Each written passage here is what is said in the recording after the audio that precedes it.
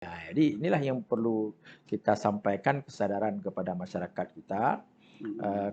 Kenapa perlu disampaikan kesadaran? Karena eh, getanyonyo kan terutama sekali unsur pemerintah Mhm. lemah di dalam memberikan pengertian untuk menangkal berita hoax. Mmm. Lemah katanya. Kan? Karena pemerintah juga yang memberikan kebebasan kepada masyarakat untuk menggunakan IT sesuka-sukanya. Kan? Jadi akibat pembebasan menggunakan IT sesuka-sukanya, jadi senjata makan tuan. Enggak, sebenarnya sebenarnya ini bukan lagi bahwa ini kan orang menyebutnya era disrupsi. Ya, Salah satunya disrupsi itu adalah, revolusi industri industri. 4.0, Oh, ya kan? Dan kemajuan teknologi ini kan nggak mungkin kita hambat, ya. ya kan? Nggak mungkin kita hambat. Eee, kalau kalau menurutnya bukan pemerintahnya yang lemah menghadapi ini. Memang masyarakat kita terlalu cepat. Ya, Jadi ya, ya, kadang-kadang ya, ya. informasi Hmm. hoax itu sudah masuk Hmm. dalam melalui apa namanya perangkat IT, sudah masuk ke masyarakat. Sementara adanya dari pemerintah kan baru bergerak Ya, baju-baju. ya, ya. Nah, sehingga begitu pemerintah masuk, di bawah masyarakat sudah punya keyakinan sendiri Ya, ya. eh, lewat informasi hoax. Ya. Bisa saja seperti yang disampaikan oleh Pak Wabub. Eh, tapi tadi kan kalau misalnya air kita analogikan satu gelas itu, apabila air itu tidak penuh dengan air yang bersih, maka akan dipenuhi dengan air yang tidak bersih. Ya, Ya, gitu kan.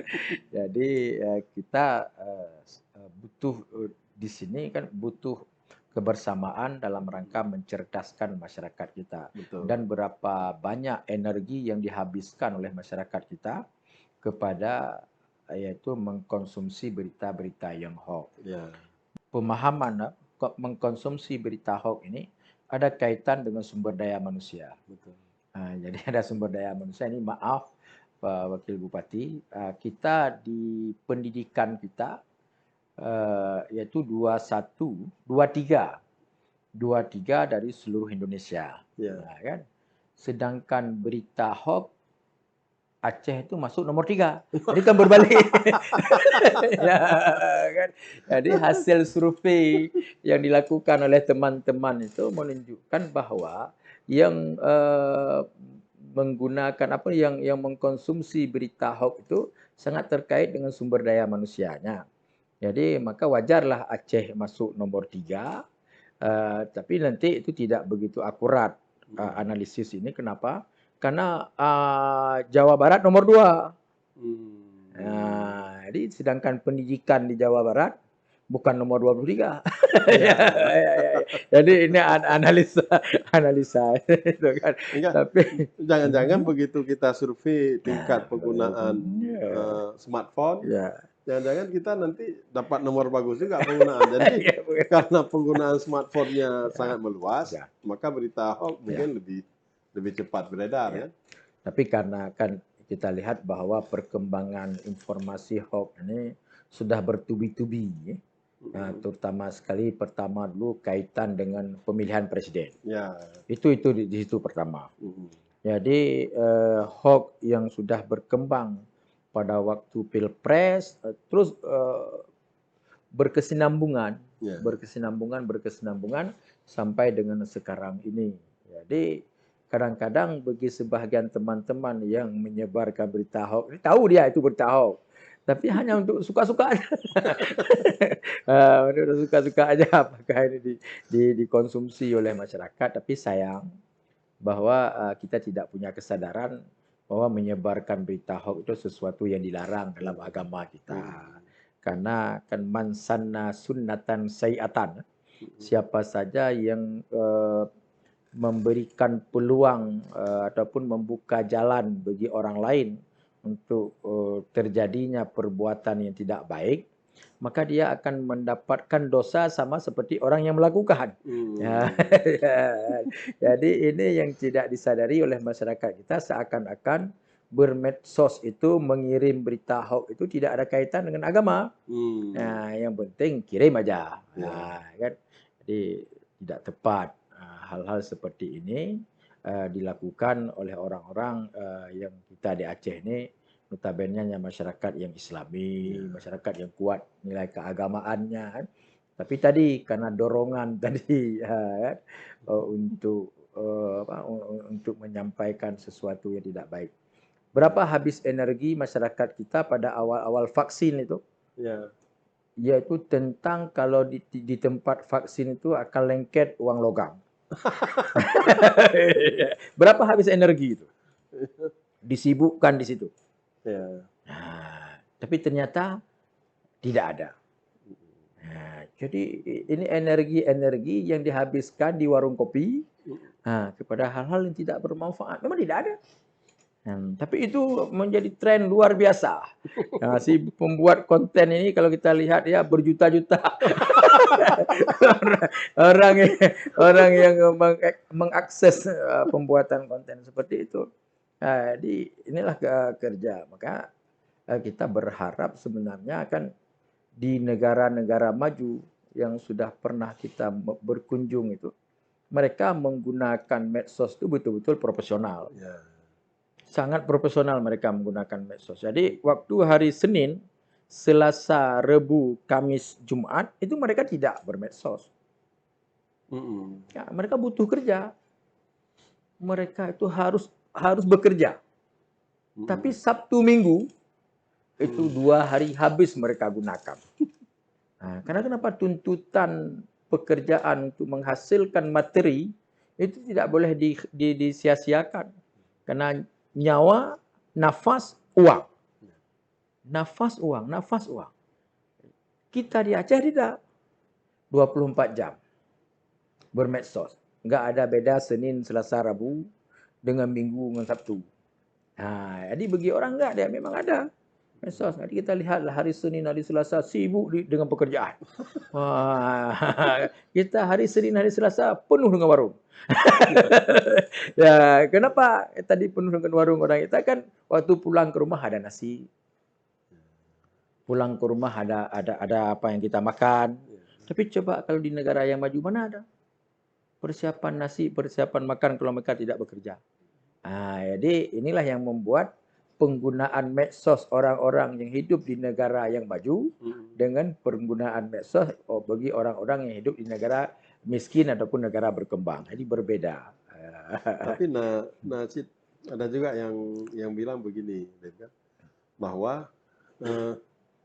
ini kan hoax ini kan di ruang publik. Ya, medsos itu kan jadi ruang publik sekarang. Bahwa katanya kalau ruang publik itu kalau kita nggak isi dengan hal-hal yang positif, maka dia konten negatif lah nanti akan muncul, ya kan? Nah, berarti mungkin kenapa hoax-nya terlalu kencang di tempat kita? Mungkin kita masih kurang orang yang mau mengisi ruang publik ini dengan hal-hal yang positif. Gitu. Benar adanya itu salah satu bentuk kelemahan kita. Sekarang ini coba kita lihat. Misalnya kita buat semacam survei, tidak ada satupun orang yang pergi ke masjid itu yang membuat berita hoax. Berzikir di masjid, sholat sunat di masjid, tidak ada yang buat hoax. Bahkan tidak pandai menggunakan alat. Tapi sesudah keluar dari masjid, dia termakan dengan berita hoax. Jadi urang meratib, urang semayang yang termakan dengan berita hoax. Sedangkan yang tukang produk berita hoax urang hana semayang. Enggak ada, bisa kita lihat urang yang semayang, yang berzikir, hana rempok ya pegat berita hoax itu pun nyanyi hajungun. Tapi yang aneh, getanyo yang berzikir, getanyo yang semayang, getanyo yang jak Jumat, yang tukang patih berita hoax. Jadi luar biasa. Jadi itu dia, salah satu bentuk kebodohan ditanya kan. Ya. Kebodohan tanya kan. Hmm. Ya, Itu, mungkin kan karena penggunaan medsos kan baru-baru kan. ya, Dan memang terjadi revolusi yang begitu dahsyat ya, dari teknologi informasi. ya, Dan kadang-kadang tanya yang memanfaatkan medsos belum semuanya terdidik secara baik. ya, betul. Makanya terjadilah ekses bermacam-macam. Ya. Kira ya kalau memang tradisi Maulid seperti di Aceh, Ya. mungkin kesempatan Maulid ini juga bisa dimanfaatkan Ya. untuk mengadakan kajian-kajian, Ya, betul. tausiah-tausiah yang memang semuanya kita ajak masyarakat ke arah yang lebih Ya, positif. betul. Penggunaan momentum Maulid ini untuk pelaksanaan, untuk memperkecil ruang, menciptakan hal-hal yang sifatnya hoax, itu bisa. Ya. Bisa kita lakukan. Karena di situ tadi masyarakat kita disibukkan dengan persiapan, kan? Menasah diet kegli, kan? Menyebarkan pekarangan menasah yang kuto, tapi dengan rencana pelaksanaan Maulid kagli. Kan apalagi miana berita gejak Pak Wakil Bupati yang tengah berat lagi. Wakil Bupati. Jadi bentuk kemuliaan dari masyarakat terhadap pejabat katanya itu bagus. Kan jadi bagus, makanya kita kalian untuk membangkitkan semangat masyarakat katanya untuk mau beraktivitas kepada hal yang baik. Salah satu je kira pejabat-pejabat getahnya harus sering berkunjung, memberikan semangat kepada masyarakat kan. Jadi kadang-kadang bukan tidak ada lahan, kan hana lahan dan kan butuh modal. Tapi karena semangat mendeng hana, mi bahasa Aceh urang kagak ada roh kan. Jadi hana semangat belang nah. Lampuh nah. Dan untuk belum modal bibit pun hana masalah.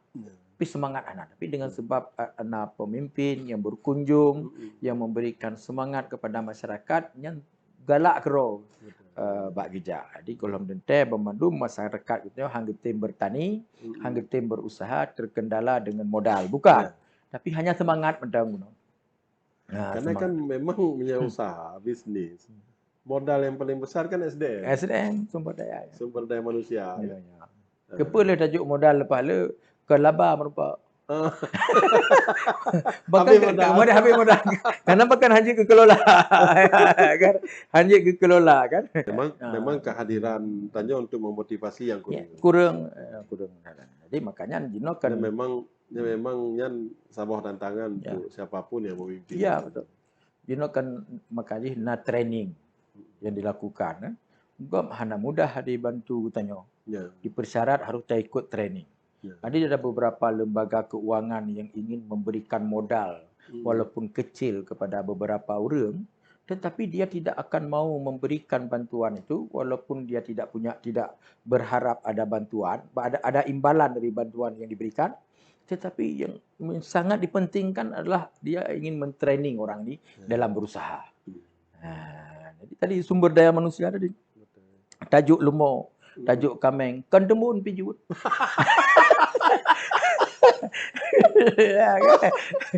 Jadi waktu tajuk demun. Yang terharapkan waktu gepelara kan damah demun lah. Berapa pijut. Bukan hanya ilmu. Hana ilmu kan cara gepelara lemo. Hana ilmu kan cara gepelara kameng, hana ilmu kan cara gepelara manok. Jadi makanya lupa bukan pada modal, tapi lebih kepada sumber daya manusia itu sendiri. Dan katanya selamanya kan persiapan sumber dayanya menurut Lun. Persiapan sumber dayanya yang hana sesuai dengan alam katanya Aceh. Yang menurut Lun hana sesuai. Jadi katanya sering sekali tak kirim urang S2, S3 itu lebih kepada pemikiran ke Eropah. Yang pemikirannya kasih apa ahli menurut Lun. Tapi yang harus lebih tak kirim urang S2, S3 untuk vokasi. Tak kirim ke Thailand, dia menggeluti pertanian, tak kirim ke dia Jepang, kirim ke Korea. Jadi untuk Eropah, Jerman yang ke dia kajiannya. Jadi lebih kepada hal-hal yang sifat yaitu untuk garap sumber daya manusia, sumber daya alam Alam katanya. tanya. Sesuai dengan alam Sesuai tanya. dengan alam katanya. Jadi menyo tak kirim urang di Thailand. Mm. Yang tentunya garapan-garapan pertanian itu akan tambah modern. Iya. Ya kan? Garapan kelautan katanya akan tambah modern. Makanya S2, S3 prioritaskan kepada hal-hal yang sesuai dengan alam katanya. Tapi urang katanya lebih galak kepada pemikiran. Mm. Filsafat. Kirim buku pun filsafat. Karena dua roh kaji. Ya. Nah, tapi yang Gelah pandai kepaya. boleh betul. Tapi yang sangat penting so yang mampu membimbingkan masyarakat katanya buka lahan pertanian dengan cara-cara yang yang modern yang membuat peningkatan ekonomi masyarakat itu kita dapatkan.